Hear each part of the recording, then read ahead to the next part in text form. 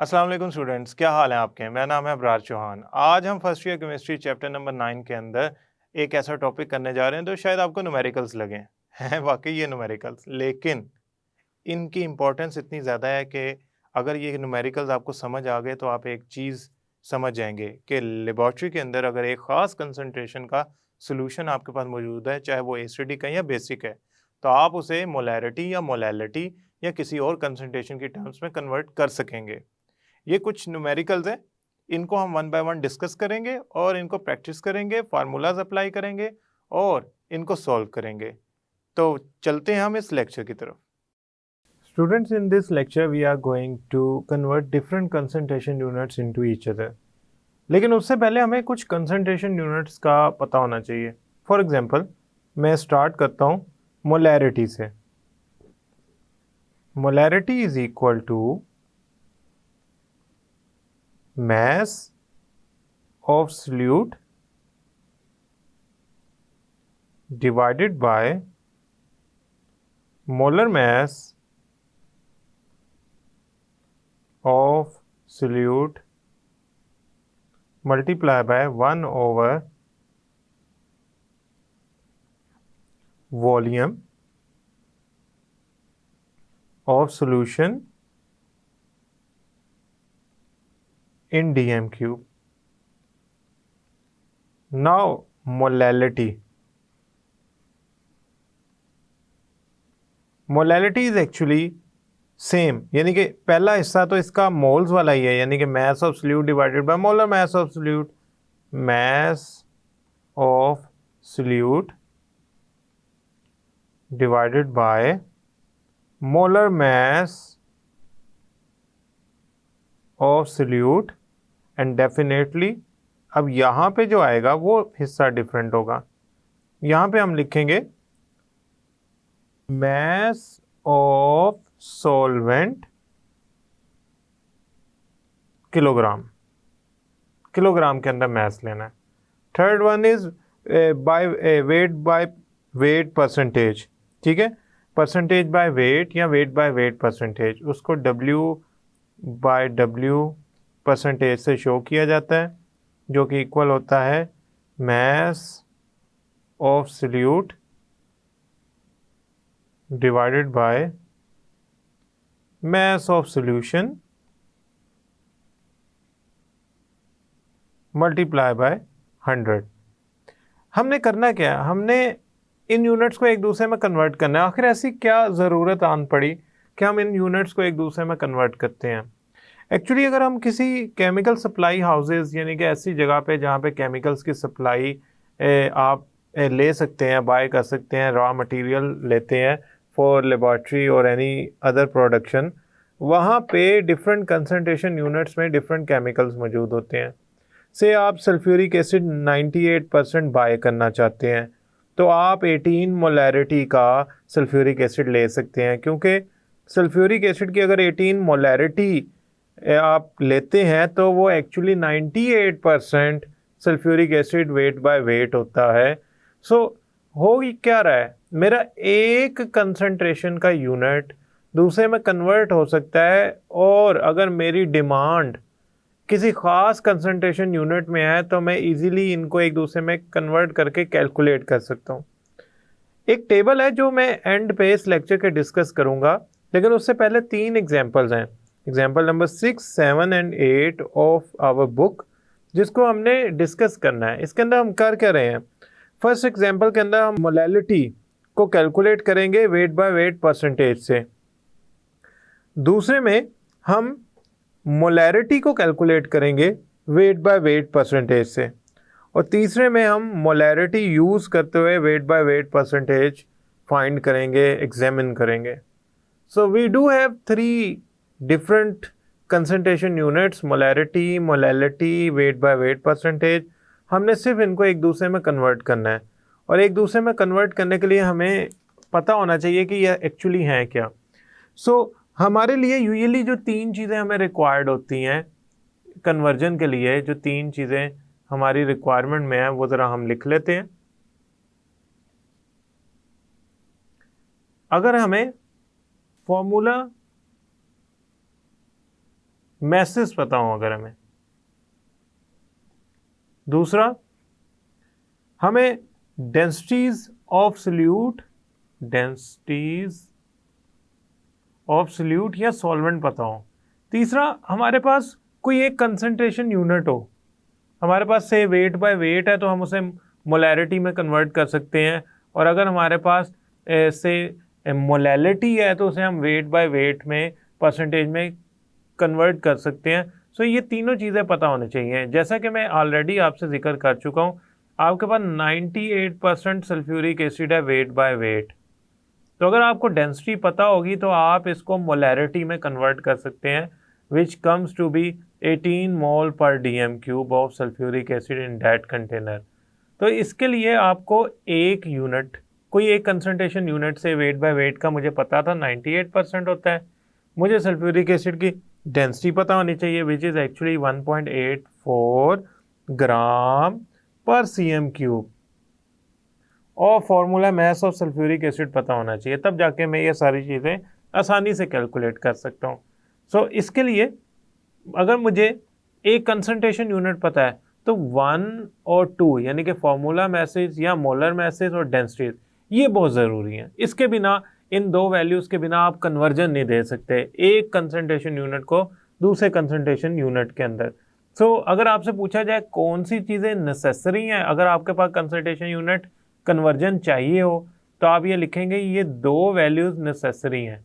Definitely concentration unit तो आपको पता होगा, फिर नेसेसिटीज़ क्या बच गई, उस आपके पास जो नेसेसिटीज़ बच गई वो फॉर्मूला मैसेज या मोलर मैसेज हैं और डेंसिटीज़ हैं। So let's go for example number 6। इस एग्जांपल के अंदर हमने मोलैलिटी कैलकुलेट करनी है, जबकि wait by weight percentage of NaCl given है। हमारे पास जो कैलकुलेट करने के लिए रिक्वायर्ड है वो है मोलैलिटी, और हमारे पास जो गिवन है वो वेट बाय वेट परसेंटेज है। मोलैलिटी क्या होती है? मोलैलिटी के लिए आपको मोल्स पता होना चाहिए और मास ऑफ सॉल्वेंट पता होना चाहिए किलोग्राम के अंदर। जो वेट बाय वेट परसेंटेज है ये होती क्या है? ये होती है कि mass of solute divided by mass of solution, यानी कि ये सोल्यूशन का मास है ना कि सॉल्वेंट का, और ये जो ऊपर वाला वेट है वो तो सोल्यूट का वेट है। तो यहाँ से तो खैर हम मोल्स निकाल ही लेंगे NaCl के। हाँ, मास ऑफ सॉल्वेंट थोड़ा सा निकालना हमारे लिए ट्रिकी है, लेकिन समहाउ हम इस स्टेटमेंट को एनालाइज करते हुए सोल्यूशन की तरफ चलते हैं। So let's go towards the solution. देखिए स्टूडेंट, हमारे पास है 8% वेट बाय वेट। इसका मतलब क्या है? इसका मतलब ये है कि आपके पास 8 ग्राम NaCl डिज़ोल्व हुआ है 100 ग्राम सॉल्यूशन के अंदर। तो 100 ग्राम में से सॉल्वेंट कितना बचा? सॉल्वेंट बचा टोटल सॉल्यूशन का wait minus weight of NaCl, यानी कि आपका सॉल्यूशन में से सोल्यूट निकाल देंगे तो पीछे सॉल्वेंट ही बचा ना, तो ये बचा 92 ग्राम।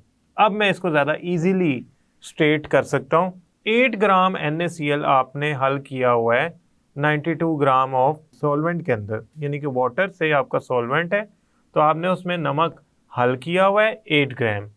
तो पहले मेरे पास 100 ग्राम था NaCl का सोल्यूशन, उसमें से 92 ग्राम जो है मेरे पास वाटर आ गया। अब मैंने क्या करना है, मेरे पास मास ऑफ सोल्यूट आ गया, मास ऑफ सॉल्वेंट आ गया। मास ऑफ सॉल्वेंट को मैंने किलोग्राम में कन्वर्ट कर लेना है और मास ऑफ सोल्यूट को मोल्स में कन्वर्ट कर लेना है, तो मेरे पास आंसर आ जाएगा। यानी कि नेक्स्ट स्टेप क्या होगा, ये जो मास ऑफ सोल्यूट आया है आपने इसको मोल्स में कन्वर्ट करना है, और ये जो मास ऑफ सॉल्वेंट आया है इसे मास किलोग्राम में कन्वर्ट करना है, और इन दोनों को डिवाइड कर देना है, तो आपका आंसर जो है वो किस में आ जाएगा? मोलैलिटी में। So let's do the next step. हम चलते हैं नेक्स्ट स्टेप की तरफ। Moles of NaCl। देखें NaCl के मोल्स निकालने के लिए mass of NaCl divided by molar formula mass of NaCl। Formula mass of NaCl होता है 58.5 ग्राम पर मोल। अब 58.5 ग्राम पर मोल कैसे निकला, ज़रा इसको भी कैलकुलेट कर लेते हैं हम। NaCl, सोडियम होता है 23, क्लोरीन होता है 35.5, तो आंसर आया 58.5 ग्राम पर मोल। फॉर्मूला मैस, क्योंकि आयनिक कंपाउंड है, मॉलिक्यूलर कंपाउंड होता तो मैं उसे शायद मॉलिक्यूलर मैस कहता। ये आया 0.1367 mole. Now let's calculate the mass in kilogram of solvent. Mass in kilogram of solvent, तो वो आया हमारे पास 92 ग्राम को अगर मैं 1000 से डिवाइड कर दूं तो वो आपका किलोग्राम में स्टेप कन्वर्ट हो जाएगा, and that comes to be 0.092 kilogram. अब आगे चलते हैं।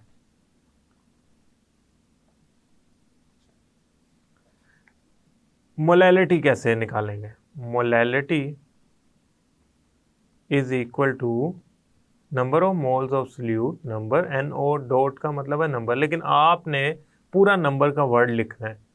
तो मैं ऐसा करता हूँ, मैं आपके जो बोर्ड का सिंपल टर्म्स हैं उसी को यूज़ करता हूँ, ना कि शॉर्ट टर्म्स यूज़ करता हूँ। Number of moles of solute divided by solvent in kilogram.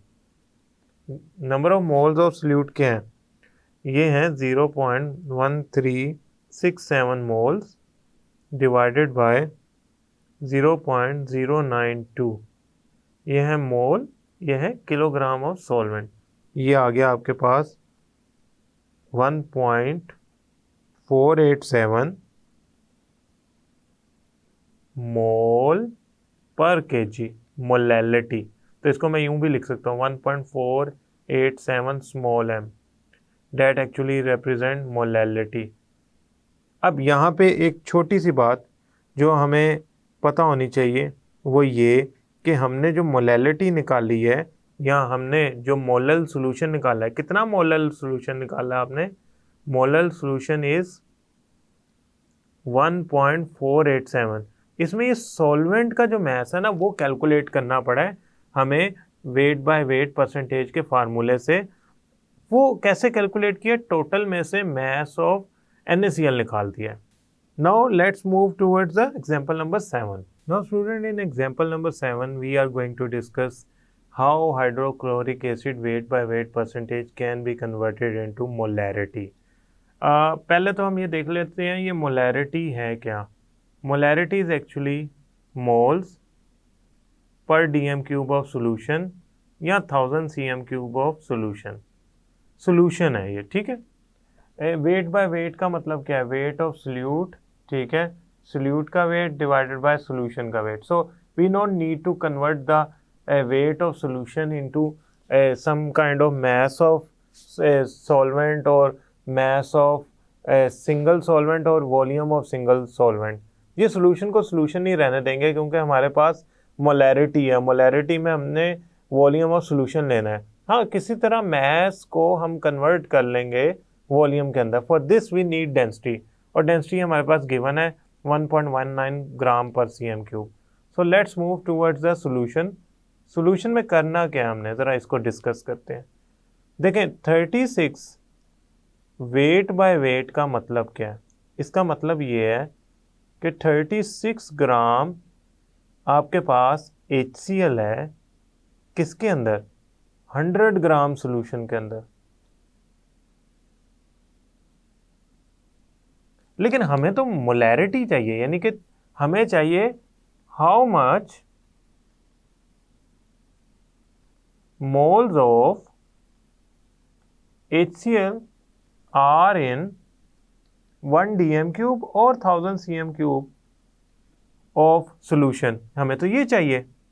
तो इसके लिए थोड़ा सा हम इस डेटा को यूज करते हैं। देखें, बात यूं है कि आपके पास 1000 cm क्यूब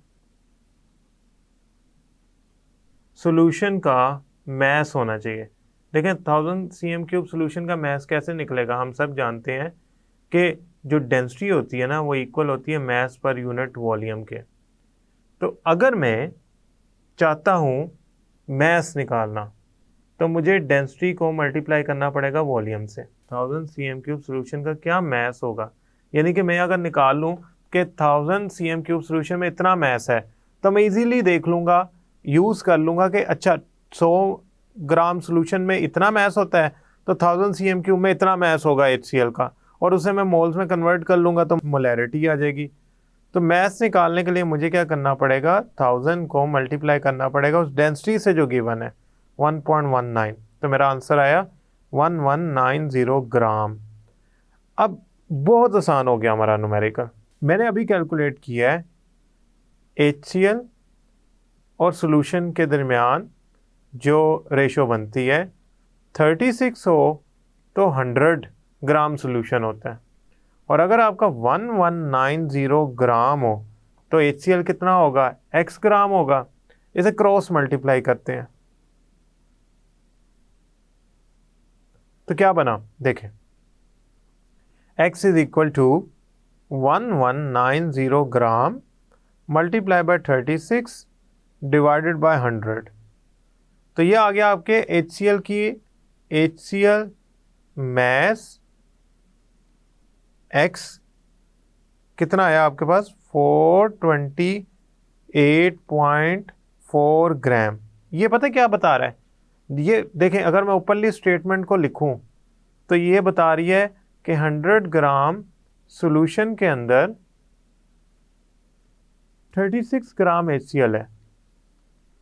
नीचे वाली स्टेटमेंट बता रही है, जिससे आंसर निकलने के बाद, कि 1019 ग्राम ऑफ सॉल्यूशन के अंदर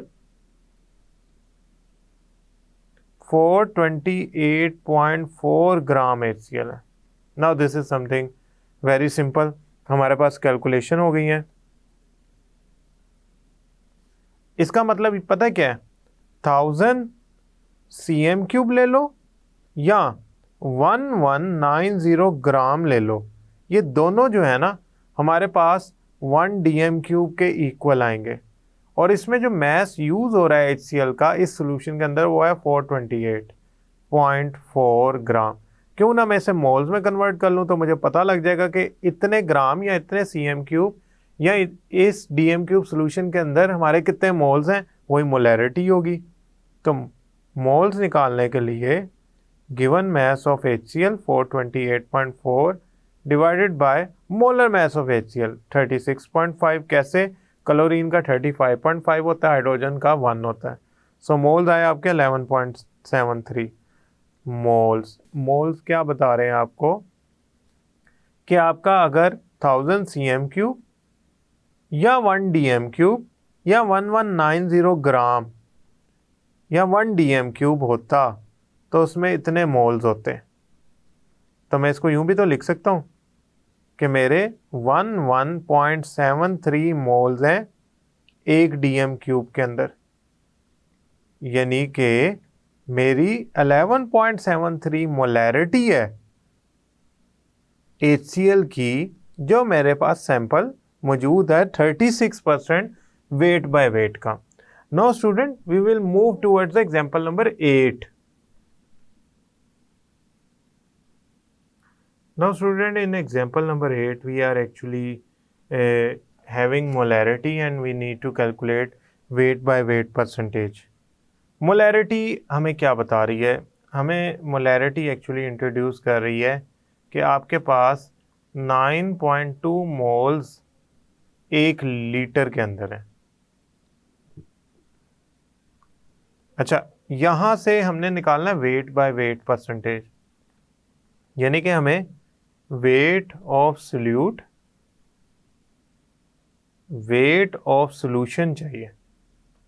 आप कहेंगे वेट ऑफ सॉल्यूट निकालना तो कोई मसला ही नहीं, मोल्स गिवन है, मोल्स को मोलर मैस से मल्टीप्लाई करो तो वेट ऑफ सॉल्यूट निकल आएगा।